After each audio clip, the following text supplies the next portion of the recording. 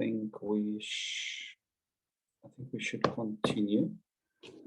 If people do join, then they'll just form part of the meeting going forward. So once again, good morning, everybody. My name is Nazimwadi. I'm the president of LIASA.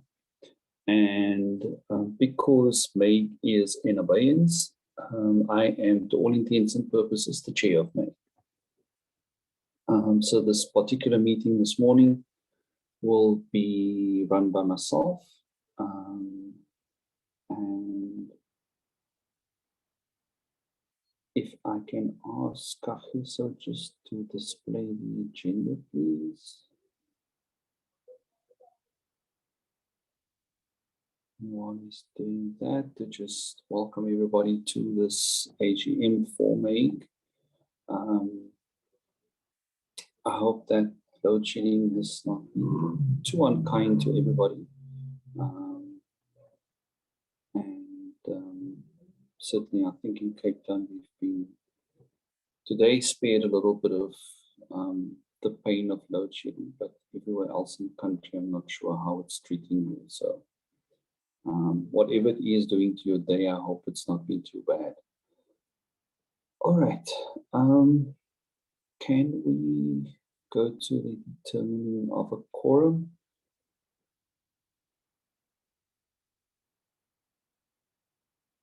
So if you can just display the slide for me, please.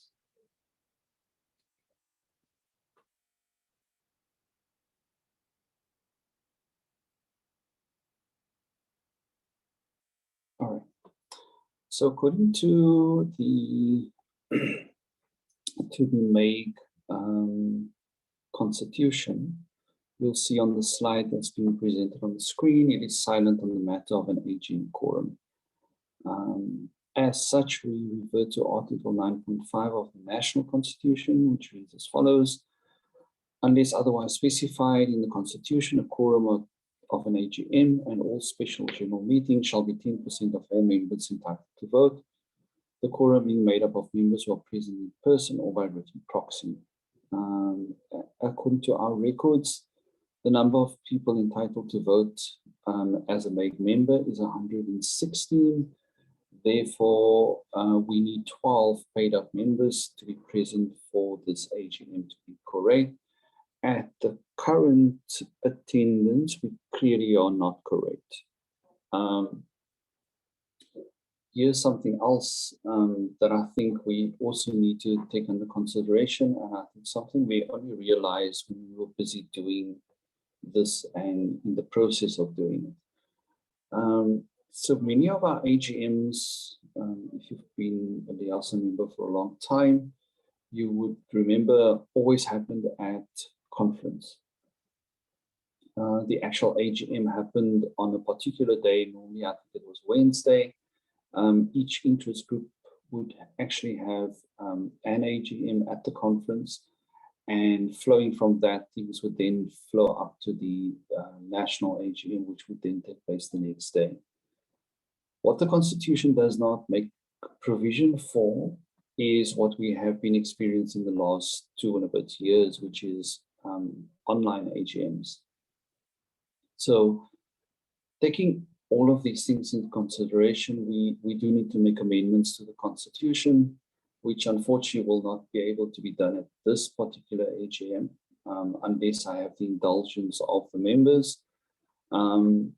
So we do need to look at how we actually handle quorums in an online environment.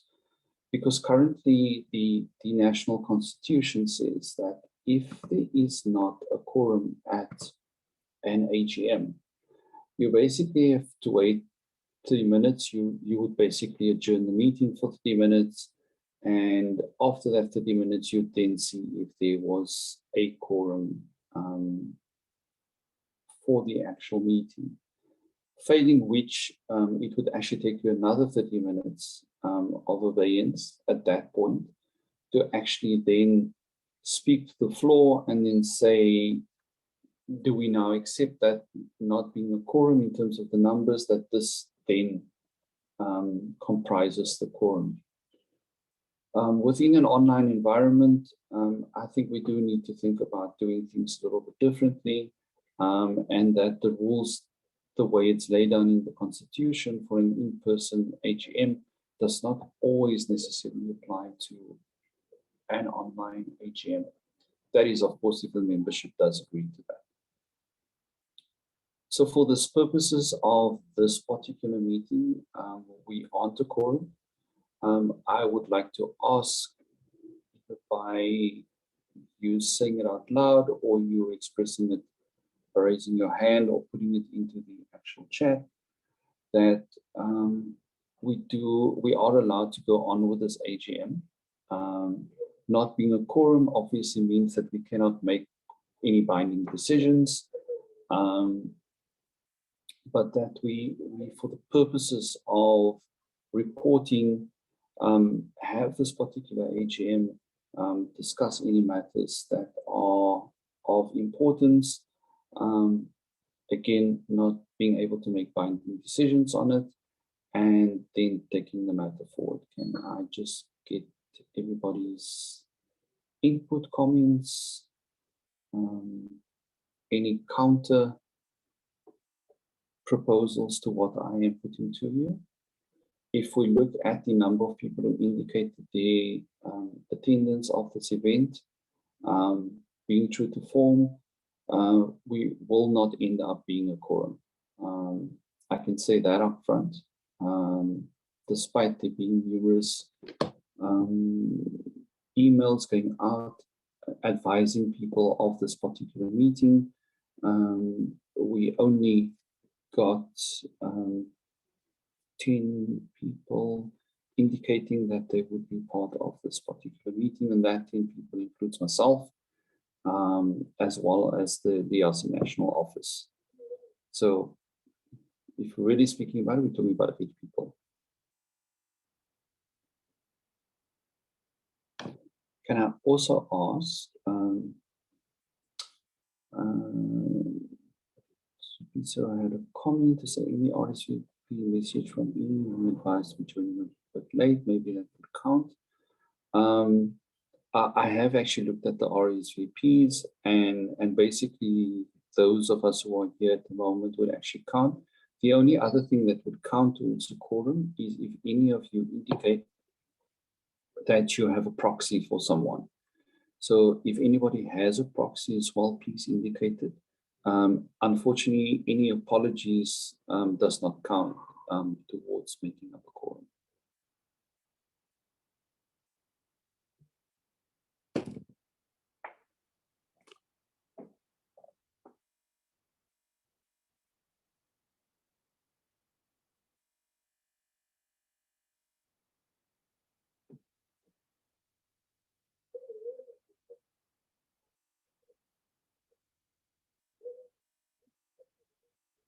Is everybody happy that we continue as is?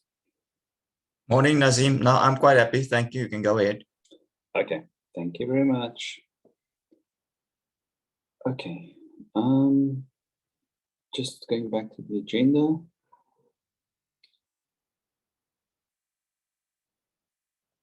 Thank you,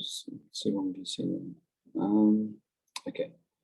This is the agenda that was proposed for this particular meeting. Can we confirm the agenda, or is there anything that anybody wants to add?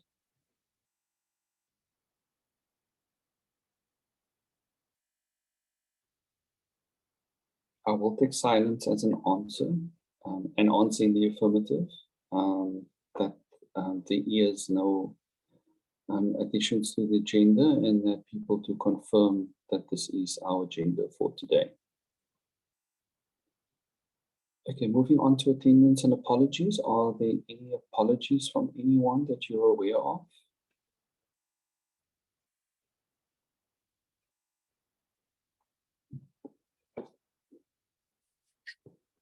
Good morning, Nazim.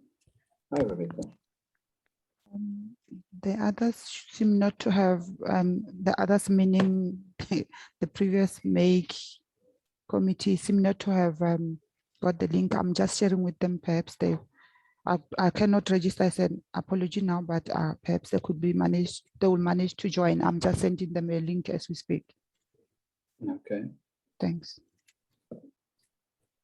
thanks, Rebecca. If there are no apologies, can we move to personalia? Is there any personalia that needs to be noted?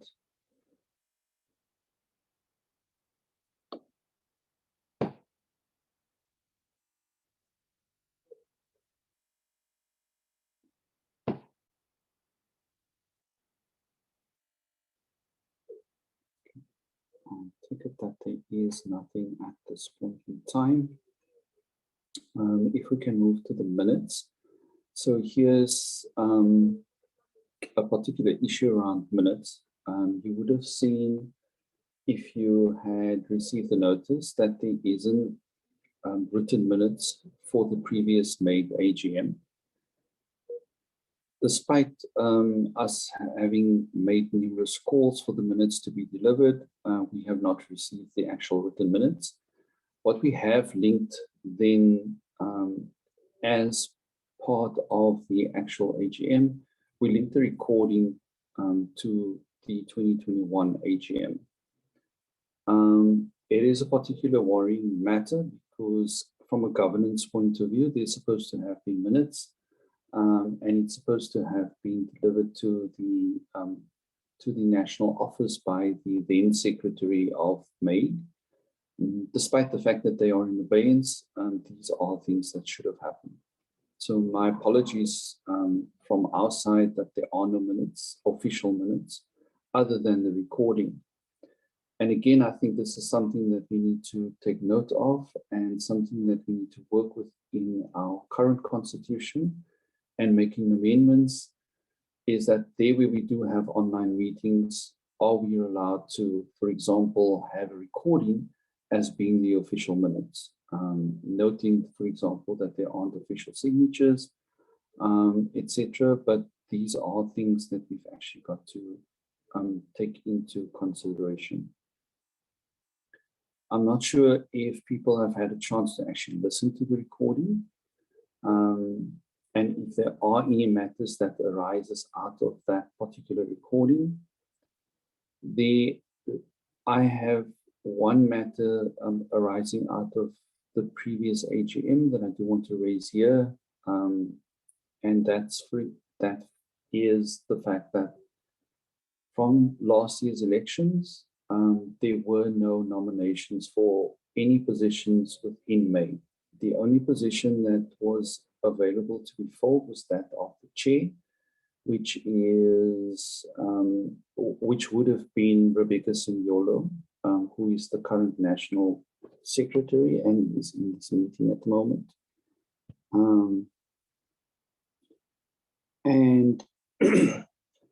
And there was a decision made at the national AGM. The proposal was put to the membership. It was not opposed and therefore accepted that any interest group or branch where there was not the essential portfolios, which we deem to be chair-led secretary, that any branch and interest group would then go into abeyance and would then fall under the president, which is myself. From that as well, where, for example, an interest group had certain portfolios filled, we were then given the mandate to then have a meeting with the particular group and then see that those 3 positions are filled. So we had instances where, for example, there was no secretary, but there was a treasurer or a PRO within a branch or an interest group. Myself, as well as the electoral officer, then had a meeting with the executive committee of that branch or interest group. We then negotiated around it, and we then moved people into a position of secretary so that the main positions were then full. Where needed, we left vacant then rather the PRO as well as the treasurer position, because we felt that those were things that could be taken care of at a national level.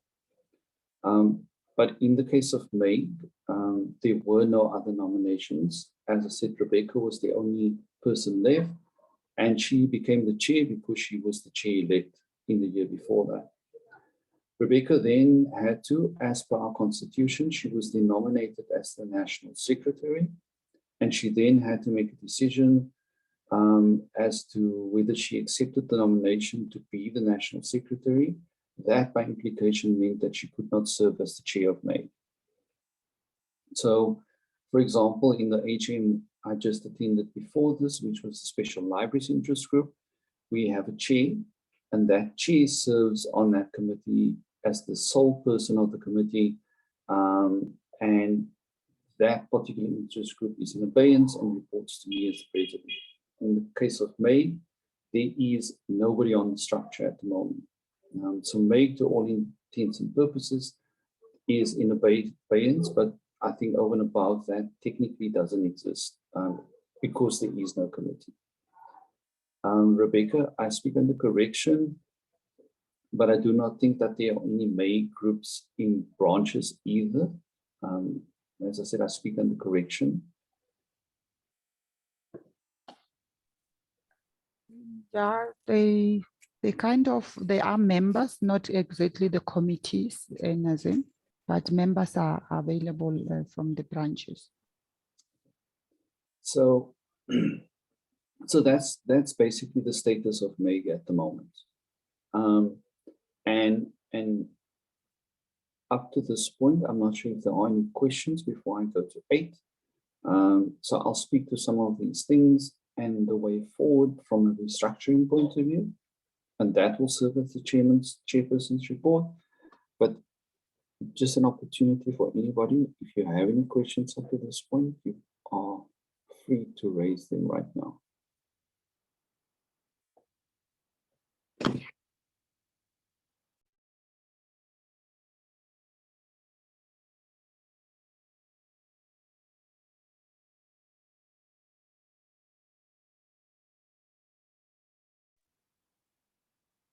I take it that there is no questions up to this point.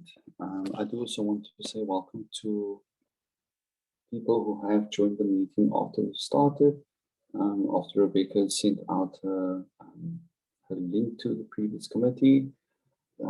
So thank you very much for your availing yourselves and being here. Unfortunately, still not a quorum, but there are more people on this particular call.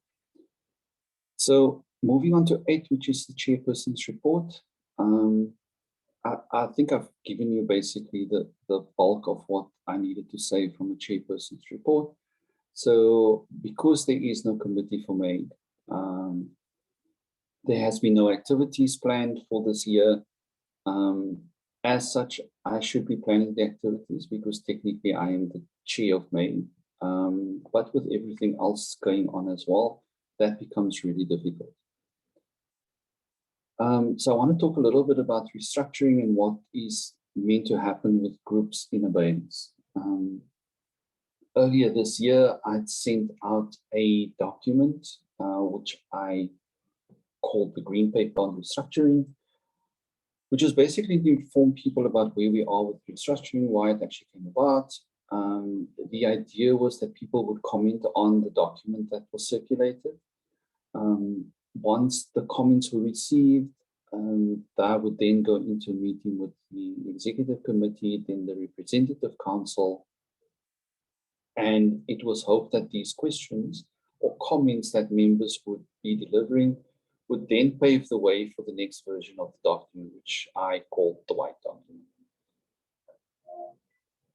As it stands, we did receive comments, not a lot of comments, but by and large, the comments were people saying, I am in support of restructuring, please go ahead and restructure, and not really constructive comments around concerns people had about restructuring, bar a couple.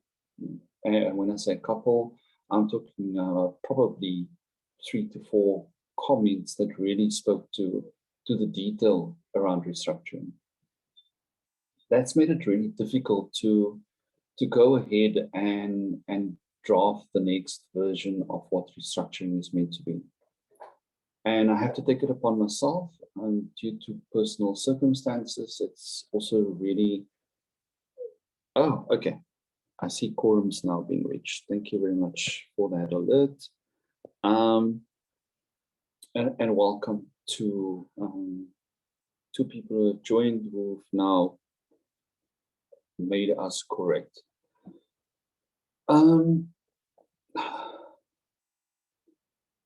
So because of all of these things, I haven't come back to membership around where we next go with restructuring. It is a really difficult road.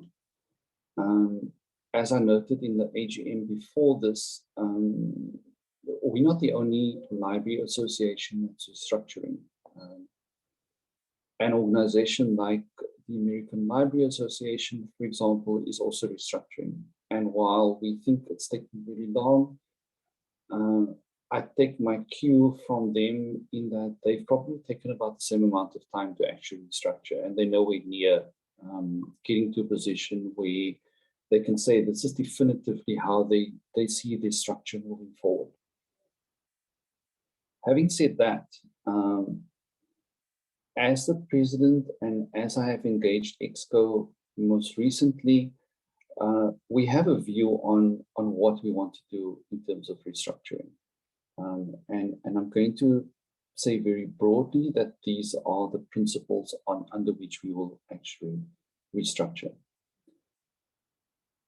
In 2016, when we first talked about this matter of restructuring, it was on the basis that there was a recognition that branches were not working optimally the way they should. I think 6 years later, I think that is probably more true than it's ever been. If we look at the activities that are happening in LIASA, they're very much sectorally driven. So if we look at the most active groups within LIASA, it's higher education, it's RETIC to a lesser degree, ICBIS, but very much the focus there is being driven by the higher education sector. The most successful branch probably at the moment is the Free State. And again, if we look at the activities that take place in the Free State, they're very sectorally driven and very higher education focused. In terms of where we see restructuring going, therefore, we still maintain that branches need to be dissolved. We do not think the structure we created 25 years ago suits the purposes and the needs that we have right now. And as such, branches are not fulfilling what they are supposed to be doing.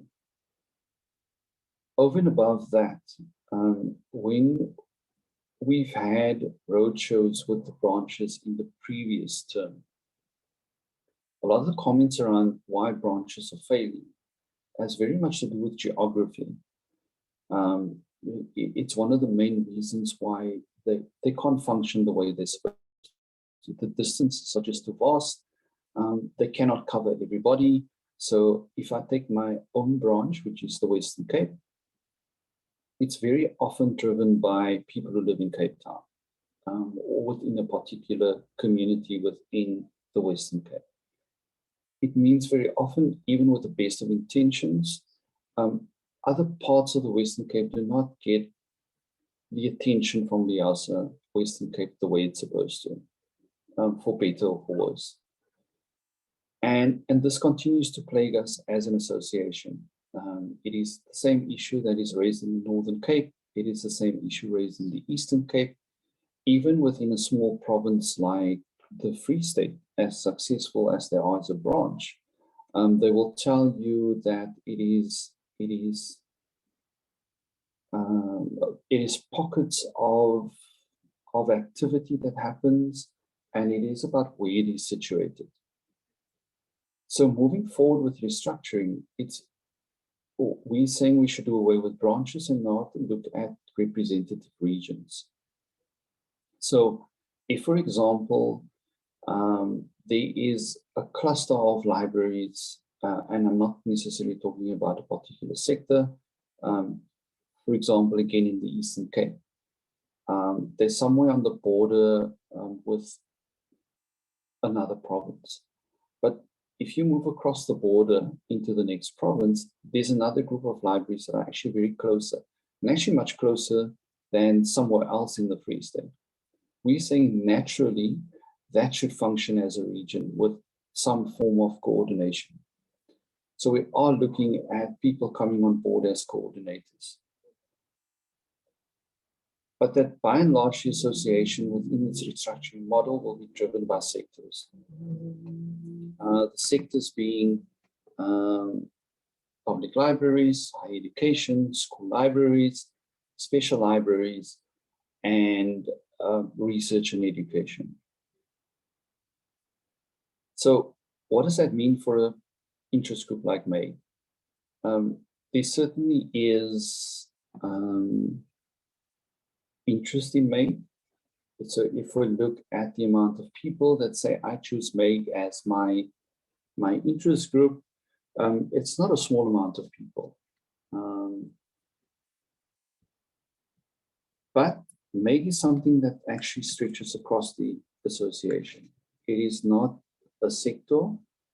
It is an interest in the broader sense of the term.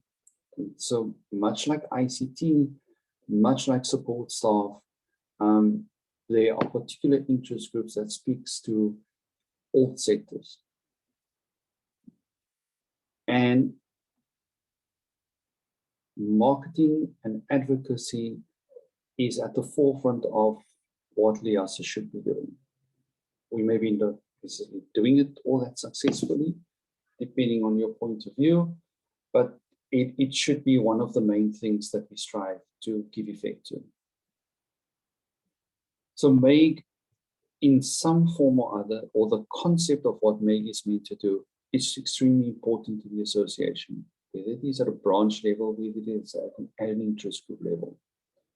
What we're also then proposing moving forward in terms of restructuring is that very much things will be driven from a national level.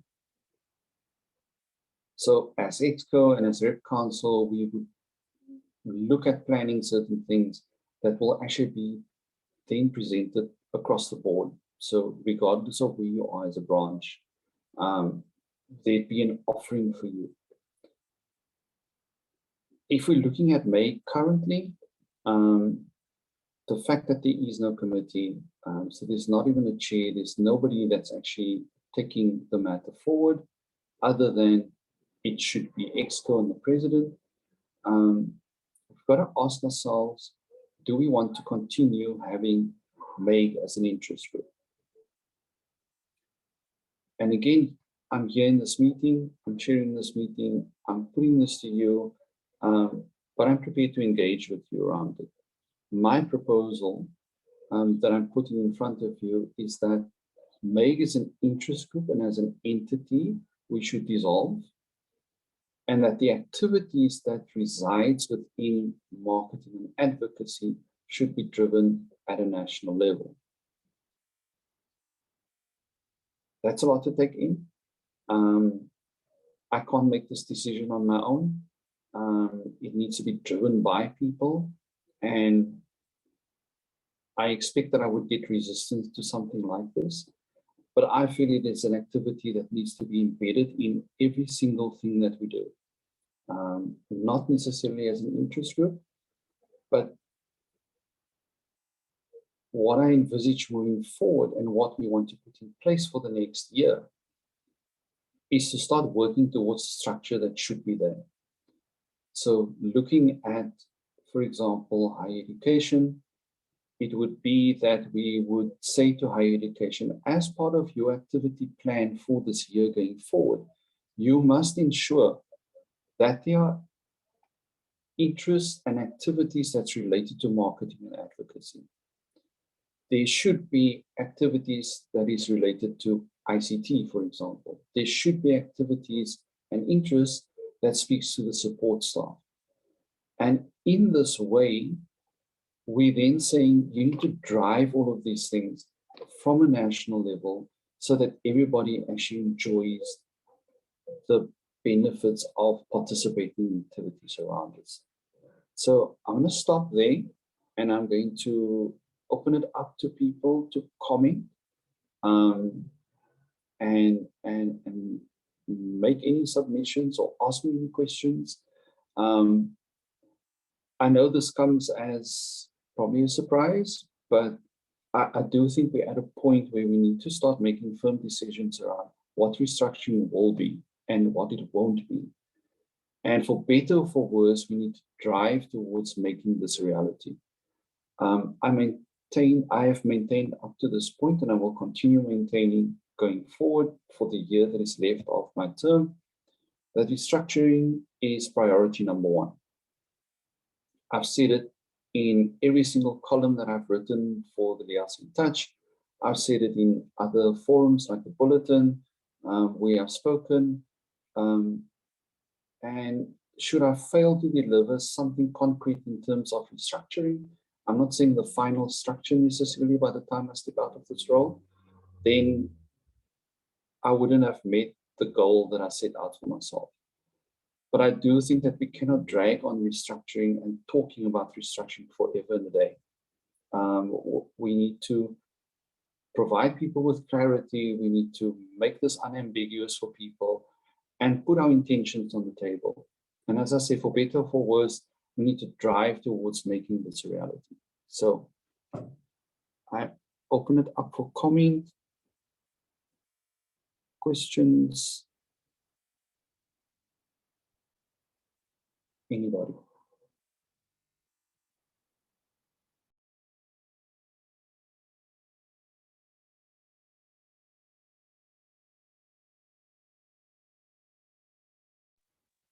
Either I've shocked you all into silence, or I take it that everybody agrees with me. I saw Orchid says that he agrees. Another agreement from Simone Messini.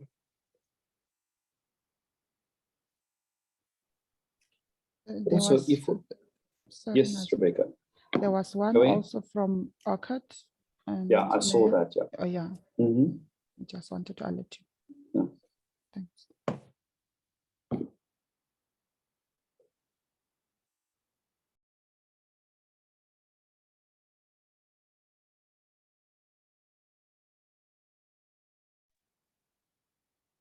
Okay, I see agreements.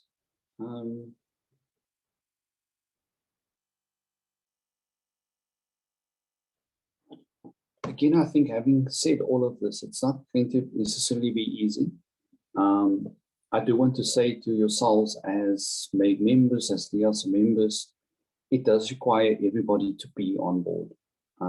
It does require us to be proactive about our intentions, so what we want to do, raising the profile of Liasa, and certainly marketing and advocacy is the bedrock of some of the things that we do need to do.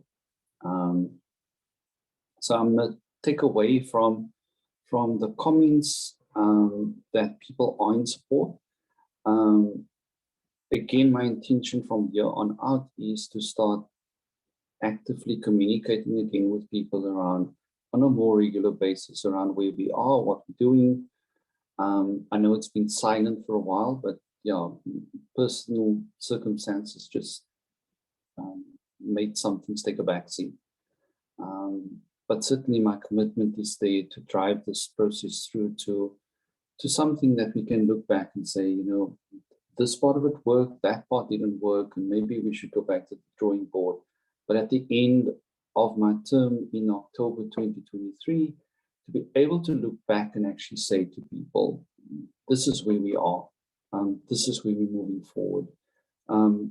Certainly, I would like to encourage people for this forthcoming AGM, whether you're going to be there in person at conference, whether you're going to attend virtually. Remember, you don't have to be at conference to attend the AGM. It's your right as a member to attend an AGM. So the call will go out to say to people, please register for the AGM. Remember, the AGM is a members only event. So everybody has entitlement to be at the AGM. So my appeal to all of you is, I will make a presentation to the AGM about where we're going. And I would like to know that I can count on your support at the AGM to voice your concerns or your support as a member. Okay, so so you've got a comment. When would the restructuring be starting? So that's an interesting question. For me, restructuring basically started in 2016 when we first started talking about this. So it's been an ongoing conversation. I think we're a little bit in limbo because, like with most other things, I think COVID just put a stop to most things happening. So yes, this restructuring itself, I think, has been a little bit in abeyance. But certainly, I've started taking up this issue of restructuring. And while there's been, a little bit of quiet in the last couple of months, as I indicated earlier, I did send a document out to everybody. If you haven't seen it, it is on the LIASA website. And for people to actually go and look at, to see where this comes from, why are we actually doing this, in any way possible, you are quite open to engage with me around it, even if it's just write me an email. And certainly for me, restructuring is an ongoing thing. I think we need to get to the point, as I've said, where we now need to make decisions about and firm decisions about where we're going. And then once we've made those decisions, is to stick to it. So certainly my intention is at this AGM to put the issue of restructuring front and center in front of the membership and say, this is where we've come up to this point, and this is where we're going forward. There are certain elements of restructuring that's already been agreed to in the past. And it's about taking the components that wasn't necessarily agreed to and saying, this is now where we are, and this is how we're taking this part of it forward. I hope that's answered your question.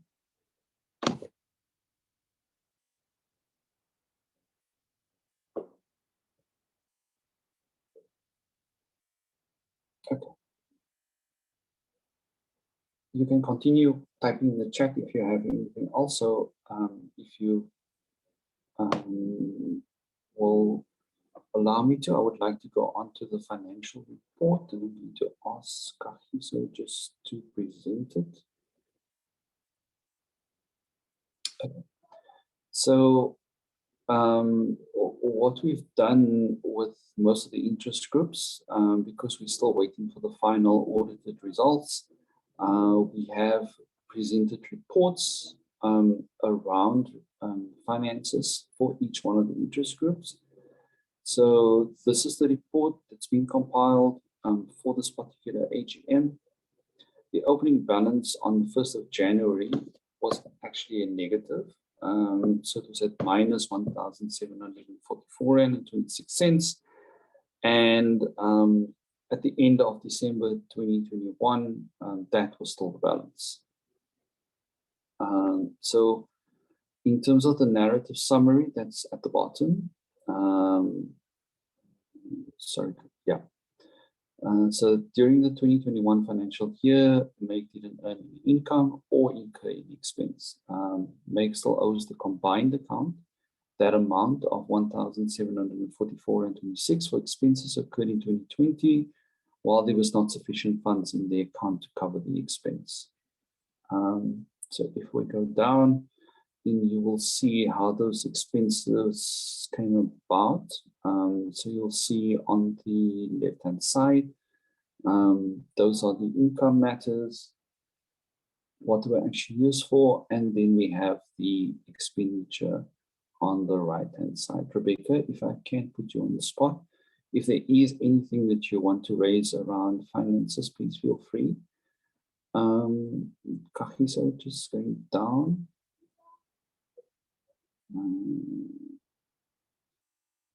Okay, go down. You'll see there's some more expenditure on the right-hand side.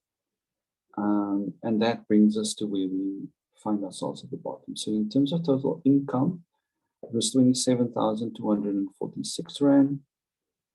And the total expenditure was 28,990 Rand and 26 cents.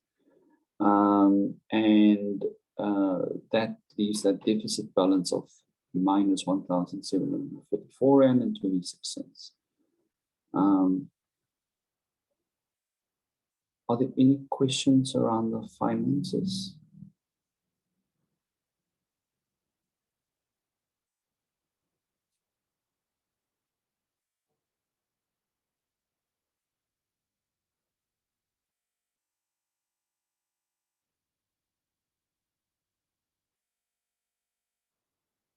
Okay, I think there are no questions.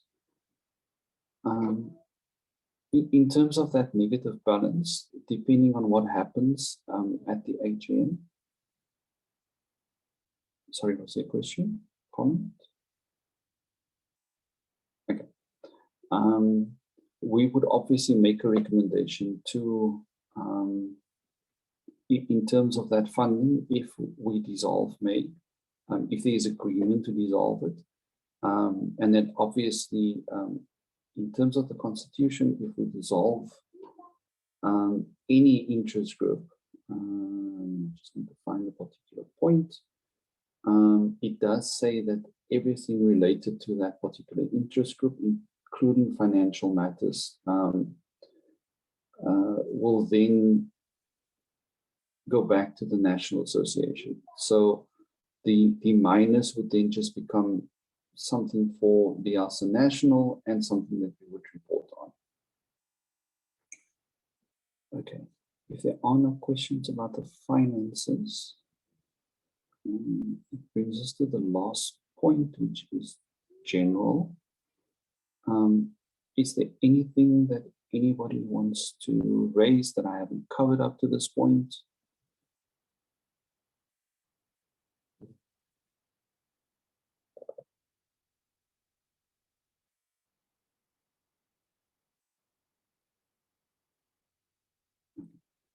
Again, I take silence as an answer in the affirmative. If there aren't any other matters, then at this point, I do want to thank you for attending the AGM,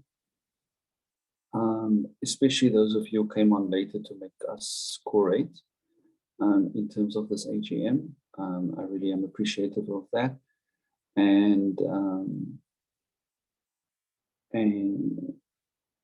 sorry, I lost my train of thought there. So thank you very much for attending this AGM. As I said, I hope that you will attend the national AGM. I will raise these issues around the interest groups, especially in light of restructuring, and that I can count on your support at that particular meeting. So thank you once again.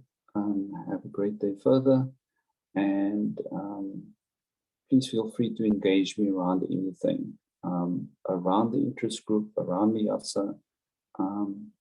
Even if I don't respond immediately, I will endeavor to respond. Thank you, everybody. Thanks, Errol. I'll see you there. Thanks, Nazim. Thanks, colleagues. Bye. Bye-bye.